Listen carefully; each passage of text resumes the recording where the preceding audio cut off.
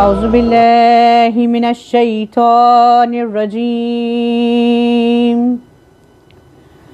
بسم اللہ الرحمن الرحیم الحمد للہ رب العالمین الصلاة والسلام علی اشرف الانبیاء والمرسلین قاتم النبیین شفیع مذنبین النبی المؤید ورسول المصدق مولانا ابی القاسم المحمد وعلى اہل بیت الطیبین الطاہرین المعصومین المظلومین من یومنا هذا الى یوم الدین لعنت اللہ علی اعدائہ الاجمعین آمین یا رب العالمین قال اللہ تبارک وتعالی فی کتابہ المجید وفرقانہ الحمید وقولہ الحق بسم اللہ الرحمن الرحیم والتین والزیتون وطور سینین وهذا البلد الامین لقد خلقنا الانسان فی احسن تقویم۔ حاضرین محفل السلام علیکم ورحمۃ اللہ وبرکاتہ۔ کائنات کا خلق کرنے والا وہ رب حقیقی، وہ مالک حقیقی کہ جو سننے والوں میں بہترین سننے والا ہے، جو رحم کرنے والوں میں بہترین رحم کرنے والا ہے، اپنے کتاب الحق کتاب مبین میں ارشاد فرما رہا ہے کہ مجھے انجیر کی قسم، زیتون کی قسم، طور سینین کی قسم، امن والے شہر مکے کی قسم کہ میں نے انسان کو بہترین نظام اور صورت میں پیدا کیا ہے۔ یعنی بات واضح ہو گئی، خداوند عالم انسان کو خلق کر کے یہ بتا رہا ہے کہ میں نے انسان کو احسن خلق کیا ہے، احسن تقویم بنایا ہے، بہترین نظام میں اسے پیدا کیا ہے۔ ایک اور مقام پر ارشاد باری تعالیٰ ہو رہا ہے وَلَقَدْ كَرَّمْنَا بَنِي آدَمَ، یعنی میں نے انسان کو، بنی آدم کو کرامت کے ساتھ پیدا کیا۔ پروردگار نے انسان کو خلق کیا اور اسے اشرف المخلوق کا خطاب بخشا ہے۔ پوچھنے والے نے میرے مولا کائنات سے، باب مدینۃ العلم سے، پروردگار کے ولی سے سوال کیا کہ یا علی بتائیے کہ ہر انسان اشرف المخلوق ہے؟ تو میرے مولا فرماتے ہیں کہ انسان جہاں ایک مقام پر اشرف المخلوق بن سکتا ہے، وہیں اگر وہ شر میں آ جائے تو ارذل المخلوق بنتا ہے، یعنی ذلیل ترین شے بن جاتا ہے۔ بات واضح ہو گئی کہ اگر انسان اپنے تکمیل کے کمال تک پہنچ جاتا ہے تو فرشتے اسے دیکھ کر رشک کرتے ہیں، اور خدا نخواستہ اگر شر پر آ جاتا ہے تو درندے اور حیوانات اس سے شرماتے ہیں۔ مسلمان کی ذمہ داری ہے کہ سب سے پہلے تو وہ اپنے اندر کے درندے کو، اپنے اندر کے حیوان کو قابو میں رکھیں اور انسان بن جائے۔ ائمہ طاہرین کی سب سے بڑی ذمہ داری یہ تھی کہ وہ دیکھ رہے تھے کہ لوگ کثیر تعداد میں، لاکھوں کی تعداد میں مسلمان بن رہے ہیں، مگر ضرورت تھی تو سب سے پہلے انہیں انسان بنانے کی۔ اگر انسانیت نہیں تو انسان نہ مسلمان ہے نہ مومن ہے، بلکہ وہ منافق ہے، کہ جس کے بارے میں پروردگار عالم قرآن کریم میں ارشاد فرماتا ہے کہ وہ کہتے ہیں کہ وہ ایمان لائے مگر وہ مومن نہیں ہے۔ یعنی انسان اگر عمل کے حوالے سے صحیح نہ ہو تو اس کی حقیقت ایک منافق کی ہے کہ جو جھوٹ کا مکھوٹا پہنے ہوئے ہے، کلمہ شہادت تو اپنے زبان سے جاری کرتا ہے مگر اپنی زندگی میں اسلام پر عمل نہیں کرتا، اسلام کا سچا پیروکار نہیں بنتا۔ یہ ایسے لوگ ہیں کہ جہاں جھوٹ کا مکھوٹا پہنتے ہیں، جب احسن التقویم کے صفوں میں جاتے ہیں تو بہترین مخلوق کی طرح، صاحب ایمان کی طرح پیش آتے ہیں، مگر یہی لوگ جب اسفل السافلین کے صفوں میں چلے جاتے ہیں تو ارذل المخلوق بن جاتے ہیں۔ در حقیقت ان کی حیثیت منافق کی ہے۔ مختصر یہ کہ سب سے پہلے تو ہمیں کوشش کرنی چاہیے کہ ہم جہاں دین اسلام کو قبول کر رہے ہیں اس کے سچے پیروکار بنیں اور انسان بننے کی کوشش کریں۔ دین اسلام سراپا انسانیت کا مذہب ہے، اخلاقیت کا مذہب ہے، نیکی کا مذہب ہے۔ آپ صلی اللہ علیہ وآلہ وسلم کہ جس کے بارے میں پروردگار عالم قرآن کریم میں ارشاد فرماتا ہے کہ وَإِنَّكَ لَعَلَىٰ خَلْقٍ عَظِيمٍ، یعنی ہم نے آپ کو بہترین اخلاق سے نوازا ہے۔ آقا نامدار کے اخلاق بہترین ہیں۔ ایسے نبی اپنے پروردگار کی بارگاہ میں مناجات کرتے ہیں کہ اے میرے پالنے والے، میرے ظاہر اور باطن کو نیک کر دے، میرے کردار کو سنوار دے۔ تو ہم جیسوں کی حقیقت کیا ہے؟ اگر ہم اپنے نبی کے سچے پیروکار ہیں، اگر یہ زبانی دعویٰ نہیں ہے بلکہ حقیقت میں ہم ان سے محبت کرتے ہیں، ہم مولا کے سچے چاہنے والے ہیں، تو سب سے پہلے ہمیں چاہیے کہ ہم اپنے کردار کو سنواریں، اپنے نفس کا تزکیہ کریں۔ مولا فرماتے ہیں کہ نیکی کے لیے ہمیں سب سے پہلے تو صحیح کرنی چاہیے، یعنی نیک انسان بننے کے لیے انسان کو کوشش کرنی چاہیے۔ یہ مرحلہ آسان نہیں مگر ناممکن بھی نہیں ہے۔ انسان کو چاہیے کہ اپنے آپ پر، اپنے نفس پر قابو رکھے، اپنے نفس کا تزکیہ کرے اور انسانیت کی طرف قدم بڑھائے۔ مومن وہی ہے، مولا کے جملے ہیں۔ مولا فرماتے ہیں کہ مومن وہی ہے کہ جس کے شر سے انسان محفوظ رہے۔ یہ نہیں کہا کہ مسلمان محفوظ رہے، بلکہ کہا کہ مومن وہ ہے کہ جس کے شر سے دوسرا انسان محفوظ رہے۔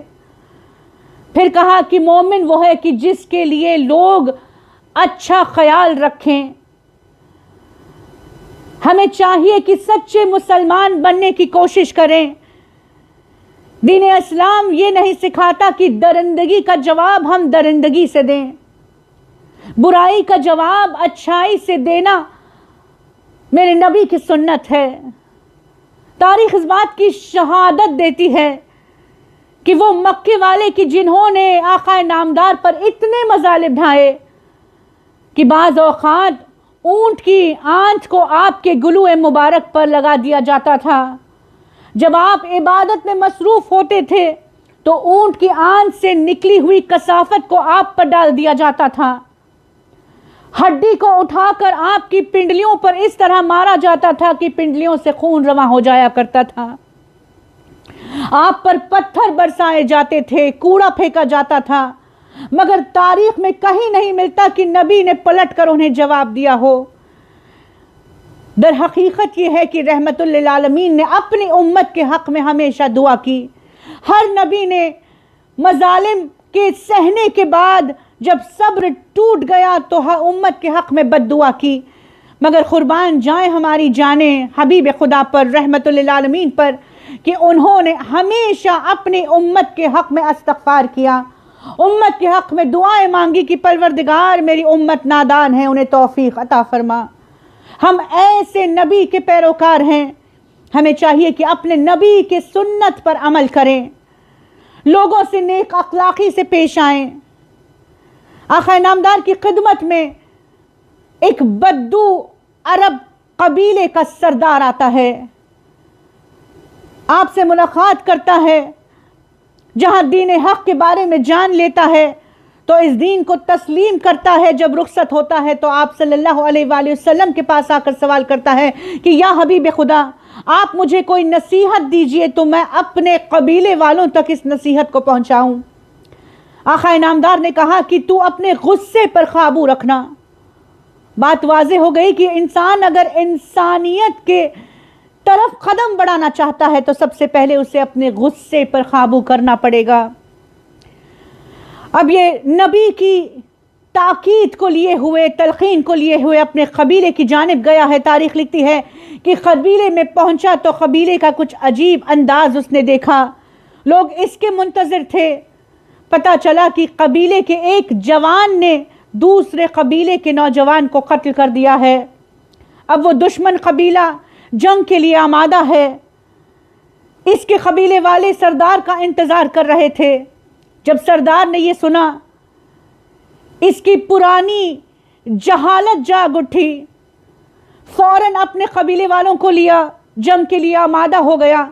جہاں دشمن کے لشکر کا مقابل کھڑا ہوا تو نبی کی وہ ہدایت اسے یاد آئی کہ اپنے غصے پر قابو کرنا. پھر کیا تھا؟ اپنے رہوار سے اترا. تاریخ لکھتی ہے کہ اپنے اسلحہ کو پہلے اتار کر زمین پر ڈال دیا. سادہ لباس میں سامنے والے کے پاس گیا، یعنی دشمن کے سردار کے پاس چلا گیا اور کہنے لگا کہ ایک چھوٹی سی بات پر کروڑوں خون ناحق کیوں بہایا جائے. دیکھیے وہ زمانہ جس کے بارے میں میں نے پچھلی مجالسوں میں بھی تقریر کی تھی، تذکرہ کیا تھا کہ ایک چھوٹی سی بات پر جنگیں صدیوں تک چلا کرتی تھی، سینکڑوں خون بہائے جاتے تھے. اب یہ کہتا ہے کہ چھوٹی سی بات پر کیوں خون بہائی کرے. اگر تو قصاص چاہتا ہے تو میں حاضر ہوں کہ میری جان لے لے. خون بہا چاہتا ہے تو بتا تو کیا مطالبہ کر رہا ہے. اب وہ لوگ اس کے کردار سے اتنے متاثر ہوئے کہ انہوں نے بھی اپنے اسلحے کو زمین پر پھینک دیا. دشمن قبیلے کا سردار اس سے سوال کرتا ہے کہ بتا اچانک تیرے کردار میں ایسی تبدیلی کیسے ہو گئی؟ ہم نے تجھے پہلے کبھی اس روپ میں نہیں دیکھا. وہ کہتا ہے کہ جو دین میں نے قبول کیا ہے وہ مجھے انسانیت کا درس دے رہا ہے. وہ نبی امن پسند ہے. انسانیت کی مجھے تاکید کر کے اپنے قبیلے کی جانب روانہ کیا تھا. نبی نے کہا تھا کہ سب سے پہلے تو میں اپنے غصے پر قابو پاؤں. سبحان اللہ. یہ وہ دین ہے کہ جو ہمیں سکھاتا ہے کہ اگر کوئی انسان ہمارے ساتھ بے ادبی کرے تو ہمیں اس کا جواب بے ادبی سے نہیں دینا چاہیے، بلکہ اپنے اخلاق کے ذریعے سے اس کی اصلاح کرنی چاہیے. مالک اشتر کا زمانہ ہے. دیکھیے علی کے چاہنے والے وہ ہیں کہ جو علی کی سیرت پر عمل کرتے ہوئے اپنی زندگی کو گزارتے ہیں اور اپنے کردار سے کائنات کے ذرے ذرے کو روشن کرتے ہیں. مالک اشتر کا زمانہ ہے. وقت کے سپہ سالار ہے مالک اشتر. سادہ لباس میں کوفے کے بازار میں جا رہے ہیں. ایک نوجوان نے شر سے مالک اشتر پر ایک مٹی کا ڈھیلا مارا اور کہکہے لگانے لگا. وہ مالک اشتر کو پہچانتا نہیں تھا. مالک اشتر اپنے چہرے پر نقاب ڈالے ہوئے چپ چاپ وہاں سے چلے گئے. لوگوں کا ہجوم نے اس کو گھیر لیا. لوگوں نے کہا کہ کیا تو نہیں جانتا کہ وہ وقت کا سپہ سالار ہے؟ تو نے کتنی بڑی احمق آنا حرکت کی ہے، بدتمیزی سے وقت کے سپہ سالار سے پیش آیا ہے. اب یہ پریشان ہوا، خوف زدہ ہوا. سوچا کہ کہیں سپہ سالار مجھ سے بدلہ نہ لے. اگر بدلہ لے گا تو میں اپنے جان کو گوا دوں گا. بس دوڑتا ہوا مالک اشتر کے پیچھے پیچھے گیا. کیا دیکھتا ہے کہ علی کا چاہنے والا مالک اشتر مسجد میں داخل ہوئے ہیں. اب یہ مسجد کے باہر انتظار کر رہا ہے. یہاں مالک اشتر مسجد کے باہر آئے. بہت ندامت سے مالک اشتر کے پاس گیا اور اپنے گناہ کا اعتراف کیا، معافی مانگی. مالک اشتر کہتے ہیں کہ میں نے تجھے اسی وقت بخش دیا تھا، حتیٰ کہ میں نے نماز مغفرت پڑھی اور تیرے حق میں دعا مانگی کہ پروردگار بھی تجھے بخش دے. یہ ہیں علی کے سچے پیروکار. یہ ہیں دین اسلام پر حقیقی چلنے والے خیال رہے کہ کہیں ایسا تو نہیں کہ کسی نے ہم پر مٹی کا ڈھیلا ڈالا اور ہم نے بدلے میں ان پر سخت پتھر مارے۔ ہمیں چاہیے کہ ہم ان کے ساتھ بھی نیکی کریں کہ جو ہمارے ساتھ بدی کرتے ہیں۔ اگر خدا نخواستہ کسی نے ہم سے بد کلامی کی تو مسلمان کو یہ زیبا نہیں دیتا کہ وہ اپنے تہذیب کے دائرے کو چھوڑ کر پستی میں سامنے والے کے مقابل ہو جائے اور وہ بھی بڑھ کر بد کلامی سے جواب دے، بلکہ مسلمان تو وہ ہے کہ اپنے اخلاق کا مظاہرہ پیش کرے۔ آقا نامدار فرماتے ہیں کہ سب سے پہلے تو تمہیں چاہیے کہ تم اپنے زبان پر قابو کرو۔ سبحان اللہ، زبان پر انسان کو قابو کرنا ہے، غصے پر قابو کرنا ہے۔ غصہ شیطان کی چنگاری ہے، زبان شیطان کا اسلحہ ہے۔ آپ صلی اللہ علیہ وآلہ وسلم فرماتے ہیں کہ جب انسان کو غصہ آ جائے تو اسے چاہیے کہ اس غصے پر قابو کرے، کہ اگر وہ کھڑا ہوا ہے تو بیٹھ جائے، اگر بیٹھا ہوا ہے تو لیٹ جائے، اپنے مقام کو تبدیل کر لے۔ غصہ ایک ایسا ہتھیار ہے، زبان ایک ایسا ہتھیار ہے کہ جس کے ذریعے سے شیطان انسان پر حاوی ہو جاتا ہے۔ ہمارا دین یہ ہے کہ جو ہر چیز سے ہمیں آگاہ کرتا ہے، ہر اچھائی ہر نیکی سے ہمیں آگاہ کرتا ہے، مگر یہ ہماری کوتاہی ہے کہ ہم نے اپنے دین پر چلنا چھوڑ دیا ہے۔ ہم نے آقا کی سنت پر چلنا اور اس پر عمل کرنا چھوڑ دیا ہے۔ یہ واقعات بس سننے سنانے کے لیے محدود کر دیے ہیں۔ ہم مجلسوں میں تو آتے ہیں، بالخصوص اپنی چھوٹی بہنوں سے، اپنی بچیوں سے ہم واقعات اہل بیت کو سنتے ہیں۔ اخلاقی تربیت کو اس فرش عزا تک خدا نخواستہ محدود نہ رکھیں۔ یہاں سے اٹھیں تو اس توفیقات کی در اہل بیت سے بھیک مانگ کر اٹھیں۔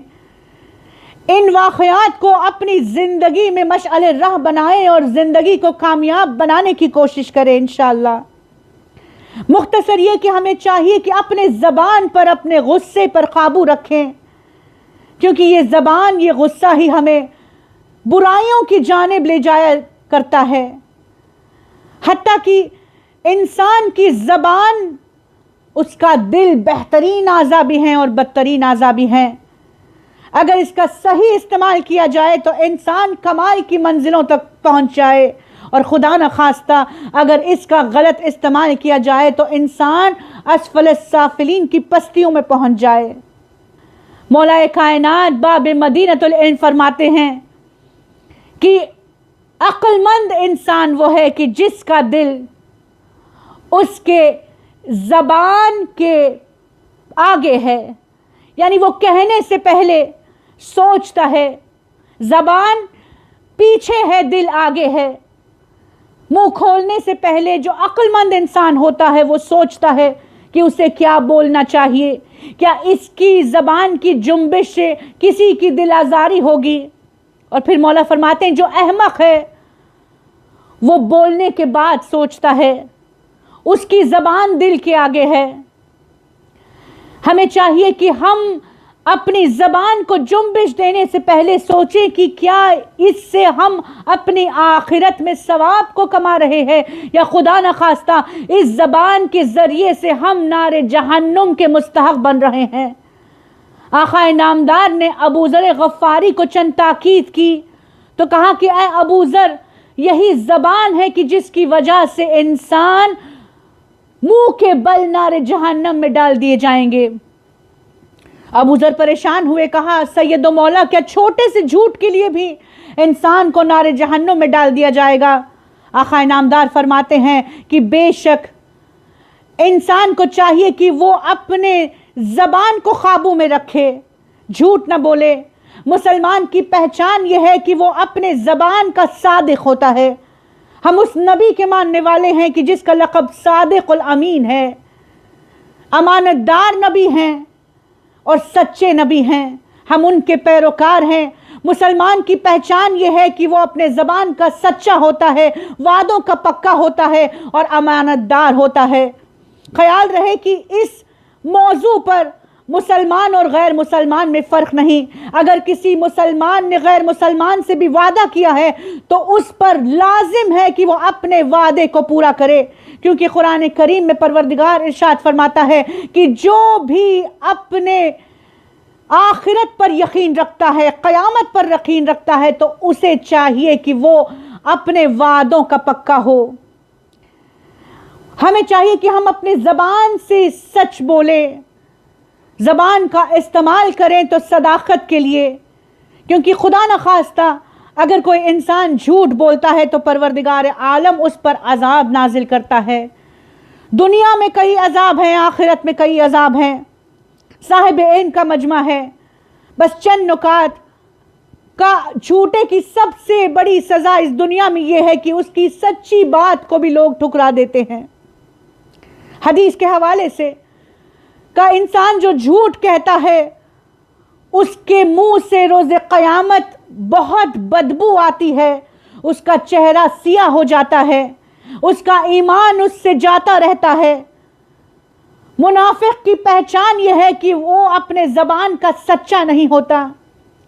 اب ہمیں طے کرنا ہے کہ کیا ہم مومن ہیں یا منافق ہیں۔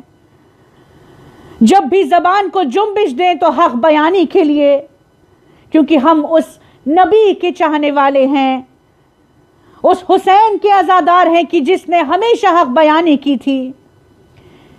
نبی صادق الامین ہیں تو میرا مولا حسین وہ ہے کہ جس نے اپنے بھرے گھر کو، اپنے پورے خانے وادے کو اسی سچائی کے لیے، اسی حق بیانی کے لیے قربان کر دیا تھا۔ میرے مولا نے کہا تھا کہ مجھ جیسا تجھ جیسے کی بیعت نہیں کر سکتا۔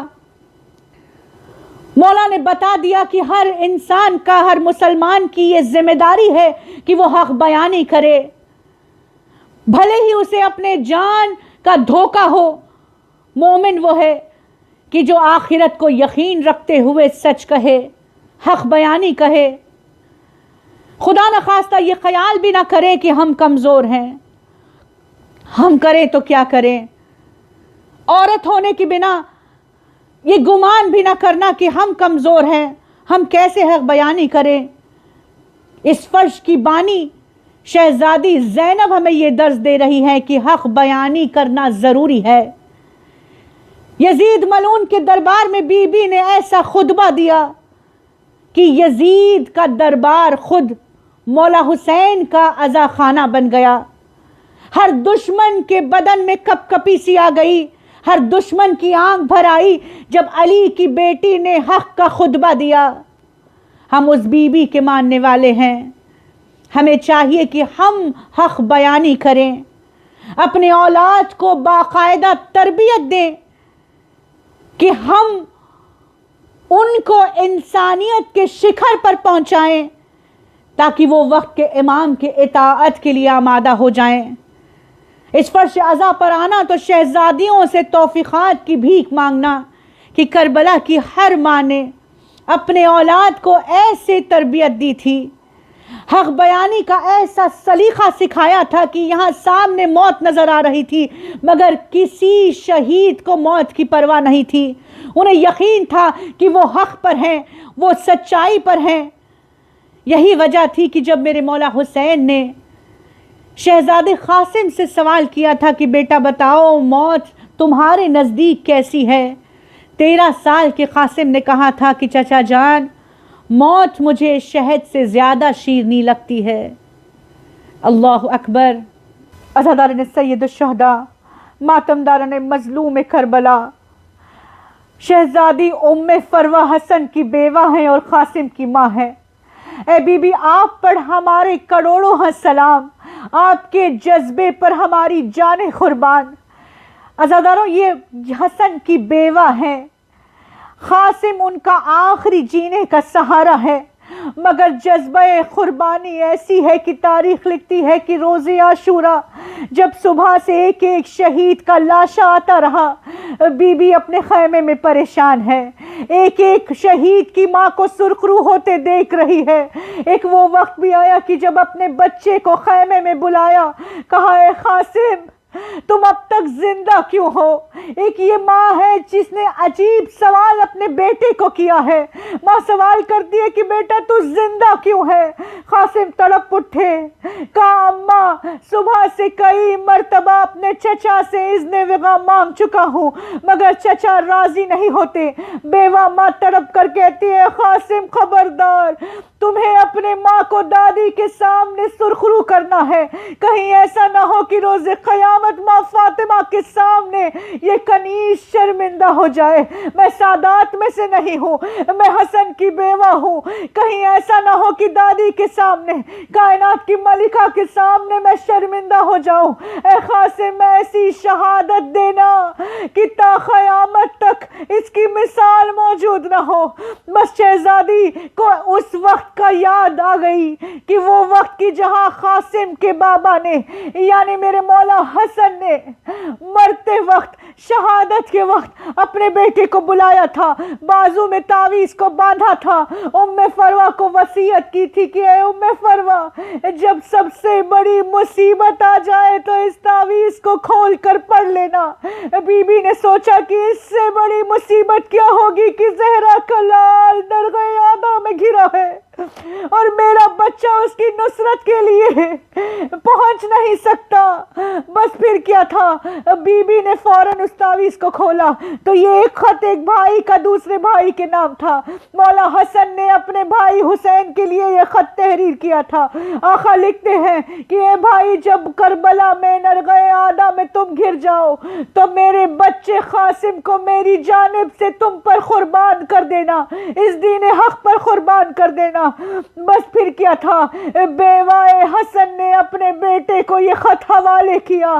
قاسم نے جیسے ہی اس خط کو دیکھا ایسا لگا کہ جیسے جاویدانہ زندگی کا پروانہ ان کے ہاتھ میں آ گیا۔ قاسم کے چہرہ کھل اٹھا، مسکراتے ہوئے ماں سے رخصت ہوئے، چچا کے پاس گئے، یہ خط کو چچا کے حوالے کیا۔ میرے مولا حسین نے جب بھائی کا خط دیکھا سب سے پہلے اپنے آنکھوں سے چوما، اپنے ہونٹوں سے اسے بوسہ دیا، خط کو اٹھایا، پڑھنے لگے۔ کیا لکھتے ہیں کہ آقا حسن لکھ رہے ہیں کہ بھائی میری طرف سے قاسم کو دین حق پر قربان کر دینا۔ یہ الفاظ سنے میرے مولا حسین کی آنکھوں سے آنسو بے ساختہ روانہ ہو گئے۔ اب حسین کو یقین ہے کہ قاسم شہید ہو جائیں گے۔ جنگ کے لیے قاسم کو آراستہ کیا گیا، مولا عباس نے گھوڑے پر سوار کیا۔ قاسم اتنے نازک بدن ہے، اتنے کم سن ہے کہ جب گھوڑے پر سوار ہوئے تو پیر بھی اپنے رکاب تک نہیں پہنچ سکتے۔ قاسم نے گھوڑے کو اینٹ لگائی، میدان وغا میں گیا، ایسے جنگ کے جوہر دکھائے کہ ارزق جیسے ملعون کو فنار کیا۔ میرا مولا حسین ٹیلے پر کھڑے ہوئے یہ جنگ کو دیکھ رہے ہیں، قاسم کو داد پر داد دیتے جا رہے ہیں۔ عزادارین سید الشہداء وہ وقت بھی آیا کہ جب ایک ملعون نے پیچھے سے گرز میرے مولا قاسم کے ریڑھ کی ہڈی پر مارا۔ اب قاسم گھوڑے پر سنبھل نہ سکے، زمین پر گرتے ہیں، کہتے السلام علیکم یا ابا عبداللہ۔ عزاداروں کیا جانتے ہیں کہ کسی کی ریڑھ کی ہڈی پر ورم لگ جاتا ہے تو بدن کا کوئی اعضا حرکت میں نہیں آتا۔ یہی وجہ تھی کہ قاسم یہاں زمین پر گرے، چچا کو آواز دی، میرے مولا حسین اور آقا عباس کو ایک ساتھ میدان وغا میں آتے دیکھا۔ اشقیہ میں تہلکہ مچا، ادھر کے گھوڑے ادھر، ادھر کے گھوڑے ادھر۔ قاسم اپنے بدن کو حرکت نہ دے پائے، زندگی میں قاسم کا لاشا پامال ہو گیا، بدن ٹکڑوں میں تقسیم ہو گیا۔